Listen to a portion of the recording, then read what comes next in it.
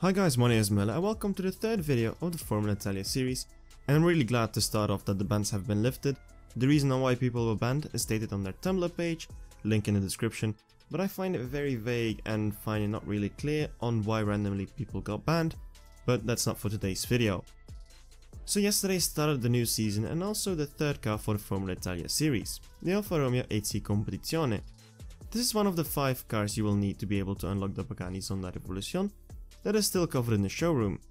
The other cars that you will need are the Maserati MC12 Stradale and the Veneno, of which both the events have already passed, and both the Persona and Blue Centenario that for some reason isn't shown in the showroom, and the 5th one is the Maserati Ghibli that can be pulled from the crates. If you weren't able to get the MC12 or the Veneno, no worries, at the finale there will be bundles where you can purchase the cars at a reduced price normally. But today we will only talk about the Alfa Romeo 8C Competizione. So the Alfa Romeo 8C Competizione is a car that I'm not really a big fan of in terms of looks, but like they say in French, de goût et de couleur on dispute pas, which means there is no accounting really for taste, or basically everyone can have their own opinion. For me it kind of looks like a confused sports car, like the BMW Z8, but to you it could just look like a dream car. The car itself can be bought through a pack with extra fusion parts and cash, or the car on its own. Honestly, I'm kind of confused here, as with the MC12 and the Veneno the starter pack was basically the same price, but this time it's actually cheaper to get the car on its own, so of course if you have the uncommon fusion parts and the cash in stock already. At first I even assumed the bundle would be the same price and I almost bought it by accident without looking. Not 100% sure if this was actually meant to be a different price or if it's a bug that has to be fixed. But in game the car looks stunning, with once again a high attention to detail, with my favorite feature being the quadrifoglio on the side of the car. The event itself now, I have to bring this up again, I know I sound whiny about this, but I just have to mention it. The rewards are fooling people this time. First, a quick summary: 348,000 cash, 170 gold coins, 150 bronze keys, 30 silver keys, 1 gold key, 4 uncommon, 7 rare and 2 epic fusion parts, and only 1 stage 6 part. So in comparison, a free prestige cup gives more gold coins than this event. Not saying gold coins should be removed from prestige cups, but if you want people to spend money on a special event, or at least make it more special than a prestige cup, right? Also 30 silver keys and 1 gold key. In comparison to the last tier 4 event we've had, which was the Urban Outlaw, we get 120 less silver keys and 9 less gold keys, and only 1 stage 6 part compared to the previous one. So, and it's all the same price. Is it really fair? We went from being able to win 4 cars from the 150 silver keys and the 10 gold keys to being able to win 1 bronze crate, and that's it. The gold is also just poor. I know I can bitch all I want about this and I doubt it gets listened to, but this is just a joke. People are happy now that we get 1 gold key due to the previous 2 not even giving any. Then they don't realize that it's still nothing worth really. I get it, it's a strategy to see how little they can give for the same price, to see what people will spend for it. What pisses me off the most is just the lack of rewards for the cup. In the past you paid for a car, 3 crates and a cup, and now the last one just can be scrapped from that list. Back in May in 2017 we had Roman's Bentley for example, and the rewards there were 1850 gold coins, 160 silver keys and 12 gold keys. And then we had no Evo cups or golden cups that asked us to spend lots of gold keys, just the gap is so ridiculous compared back to today. The first race back then even rewarded more gold coins than the entire event today, so to me it's ridiculous. I'm not trying to portray Natural Motion here as evil or anything, as I know it's looked at from a business perspective, but from the player's perspective all I can say is don't do it for the rewards, as they are utter basically equal to getting nothing in my opinion. If I'm getting this or nothing, for me it won't really make a big difference if I would be spending for a car or if I wouldn't. Now I got that rant out of my system, the car itself and the event. So the car is rather high tier 4 car, with my best run clocking in at a 10.477.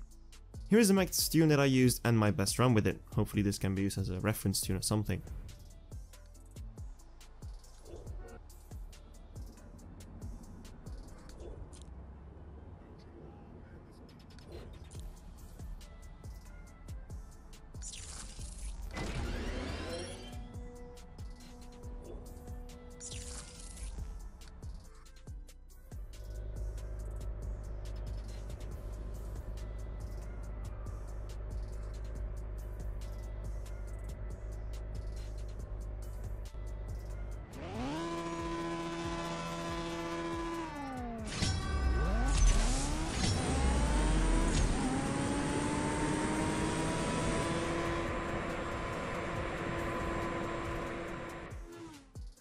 So as you can see, it's a rather easy shift pattern, and it can definitely be improved by playing with a tune. But I think what matters the most is what you need to get to that one gold key, and if it's worth it to buy crates to just get that one gold key or not. So the first 27 races are rather doable on stage 5 with all fusion slots fitted with this tune. Small trick for the tune: first do the nitrous, then do the final drive, and then the tires in the end if needed. First you get the hardest sprint race, and then the race for the stage 6 spot. Change opponents until you encounter the slowest one of each race if you're struggling at some point.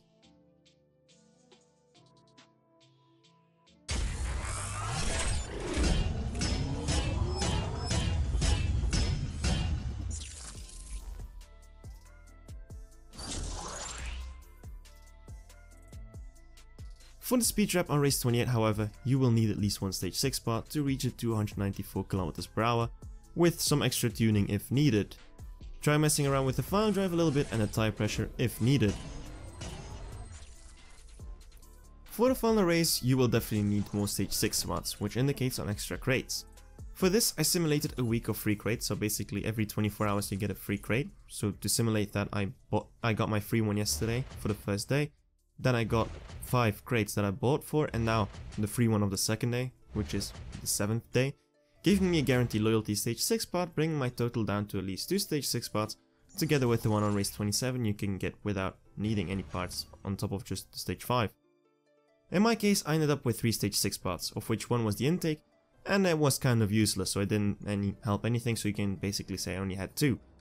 So now with this setup and the following tune, I can try to go up against the final race.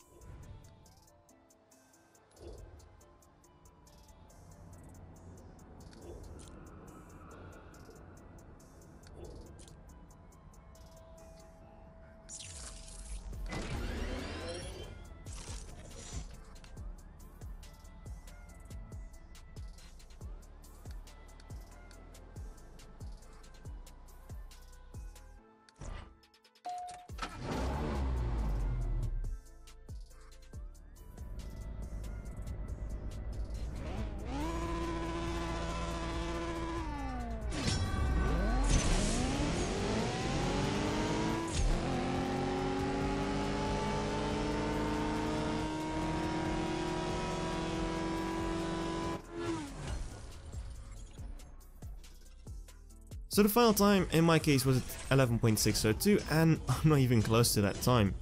Reason is the stage 6 parts. I had bad luck and I wasn't able to complete it, while on my dummy account I was able to beat the final time using only 2 stage 6 parts, being the body and the nitrous, but it was also a very close race and the final opponent was actually a little bit slower. So if you just can't make it if you're very close to it, back out to the garage, just keep on trying to re-race until you meet the slowest opponent. So summarize, if you have the fusion parts and with some luck, you don't need to buy any additional crates for a car that is rather high tier 4 range to finish the event. If you can't beat the final time, don't eat yourself up. The leaderboard rewards are not worth it that much once, like if you beat the final race, you will end up way below the thousands in that leaderboard anyways, so there is no point in spending extra money on crates that can give you 4 fusion parts you probably already have 20 of for a quite steep price, with as reward just being 1 gold key.